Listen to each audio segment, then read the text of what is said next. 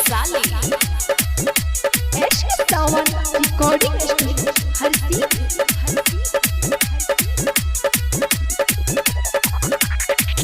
कब से तू दे तारू दे गोरी हो फते नहीं के बेट गोरी कबले कर दे तनु हो अजान हो तोहरा बिना कटते नहीं के रतिया कबोला कैसे काम चली हो।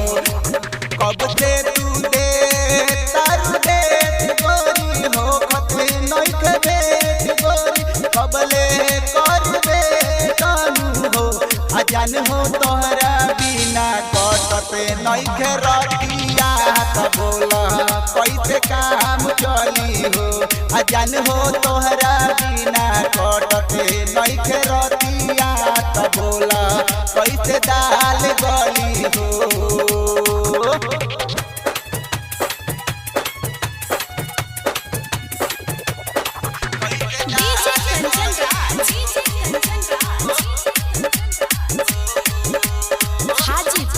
वैशाली।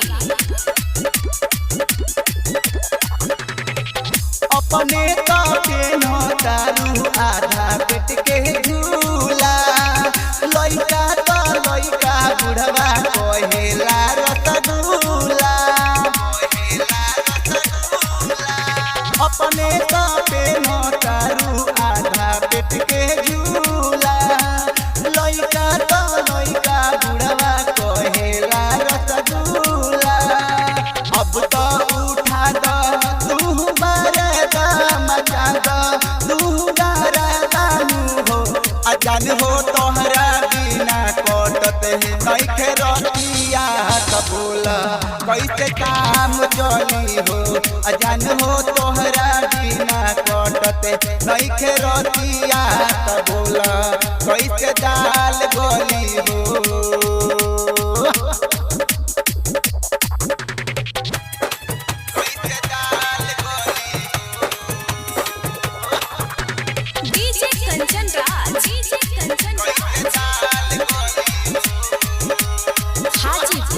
वैशाली।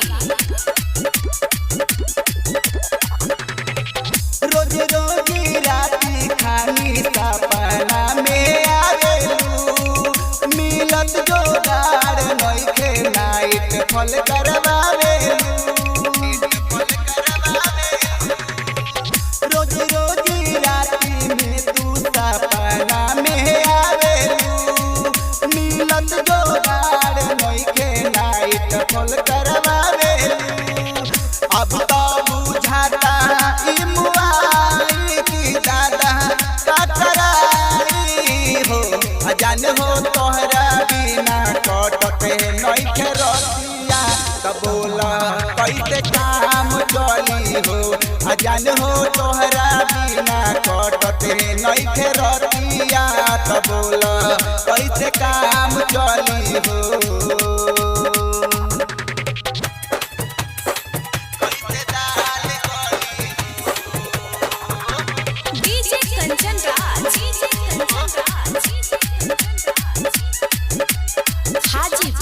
वैशाली।